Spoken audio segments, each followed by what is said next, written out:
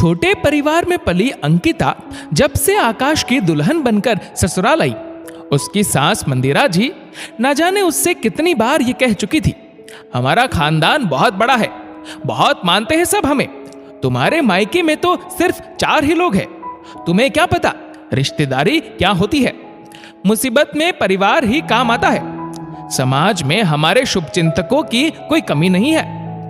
अंकिता चुपचाप उनकी बातें सुन लेती, क्योंकि उसे पता था कि बहस करके कोई फायदा नहीं। अभी 4 महीने पहले ही अंकिता की शादी हुई थी कि उसकी सासू मां मंदिरा जी को लकवे की शिकायत हो गई। अभी अंकिता ने अच्छी तरह घर गृहस्थी भी नहीं संभाली थी कि सारे घर परिवार की जिम्मेदारी उसके कंधों पर आ पड़ी।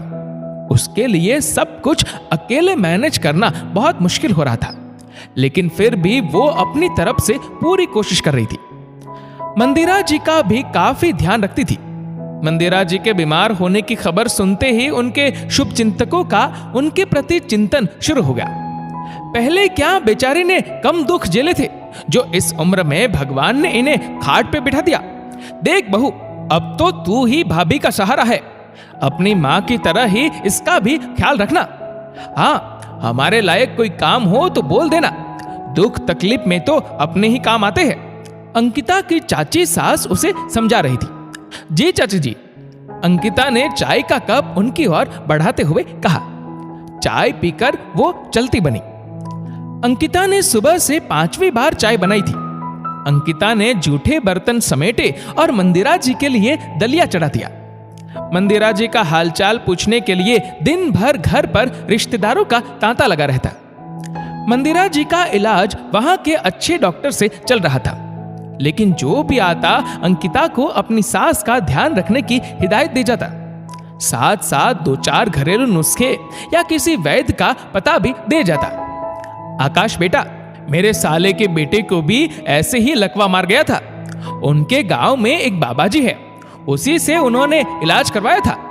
मैं आज ही उनका पता मंगवा कर तुम्हें देता हूं। भाभी को भी एक बार वहां ले जाकर दिखा लो। चाचा जी बोले। जी चाचा जी, देखता हूं। आकाश मन ही मन सोच रहा था कि पहले कम से कम एक जगह तो ढंग से इलाज करवा कर देख ले।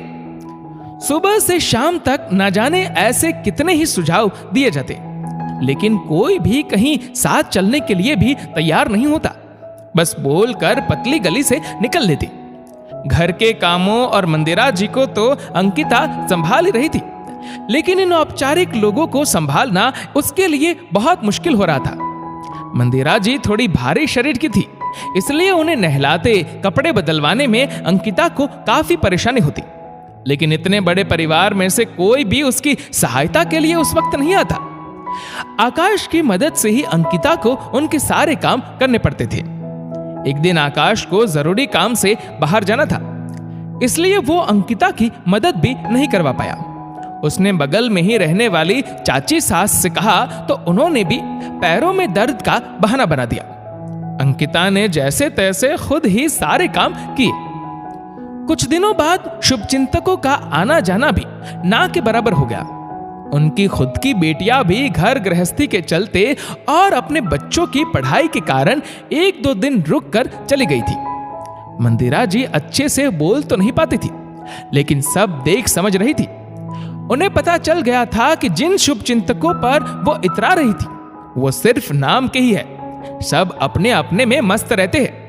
छोटे परिवार से आई अंकिता ही इस मुश्किल समय में उनका ख्याल रख रही है।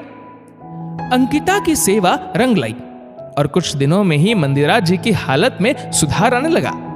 अब वो खुद से बैठ पाती थी और थोड़ा बहुत बोलने भी लगी।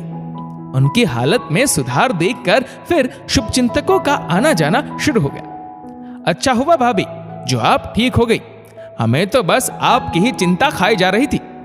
हाँ भाई साहब, लेकिन सिर्फ चिंता करने से कोई ठीक नहीं होता। ये तो अंकिता और आकाश की सेवा ही है जिसके कारण मैं ठीक हो रही हूं। एक तरह से अच्छा ही हुआ जो मैं बीमार पड़ी। कम से कम पता तो चल गया कि हमारे कितने शुभचिंतक हैं। दोस्तों, इस वीडियो को लेकर आपकी क्या राय है नीचे कमेंट करके जरूर बताएगा। और अगर आपको वीडियो अच्छा लगा हो तो वीडियो को लाइक करेगा, शेयर करेगा ज्यादा से ज्यादा लोगों तक, और ऐसे ही और भी इंस्पिरेशनल वीडियोस के लिए सब्सक्राइब करें हमारे यूट्यूब चैनल को और फेसबुक पर फॉलो करें हमारे पेज को। धन्यवाद।